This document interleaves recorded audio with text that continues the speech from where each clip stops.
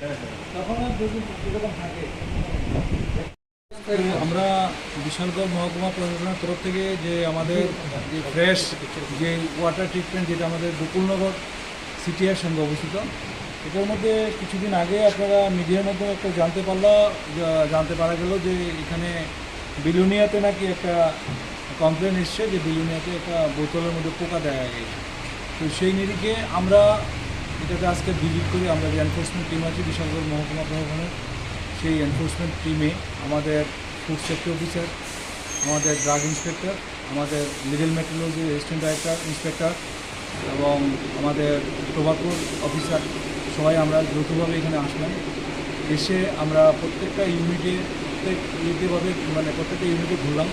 ঘুরে যেই জিনিসটা দেখলাম, যেই জিনিসটা নিয়ে আমরা যে ওনাদের কথা হলো, সেটাতে দেখা গেল যে আমাদের 500 ml এবং 1 লিটার 2 লিটার যে কোয়ান্টিটি, যে পরিমাণ জলটা থাকার কথা, সেই পরিমাণ জলটা আমরা পরীক্ষা করে দেখলাম যে একদম ভর্তি থাকে, যার জন্য আমরা ইনস্ট্রাকশন দিলাম যে এটা ভর্তি না রেখে একটু কম রাখার জন্য। তখন আমরা এটা প্রয়োজনে এটা মাপার পরে দেখা গেলো যে একটু পরিমাণটা কম হচ্ছে, তার জন্য আমরা ইনস্ট্রাকশন দেবো একটু কম থাকে, তাহলে দেখা যাবে।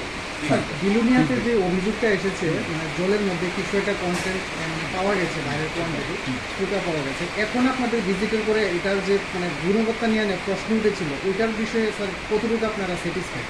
না, সেটা একটা এই যে জিনিসটা আমরা দেখতে পেলাম সেটা তো বিলুনিয়াতে যেটা হয়েছে, এবং আমরা প্রতিটি ওনারা যে বোটলিং করছেন, যে কীভাবে প্রসেসটা করছেন সেটা আমরা দেখালো, এবং প্রতিগুলো দেখলাম যে সবগুলো হাইজিনিকভাবে মেনটেন করছে, সবগুলো ঠিকঠাক আছে, কোনো কমপ্লেন আমরা এখান থেকে পাইনি।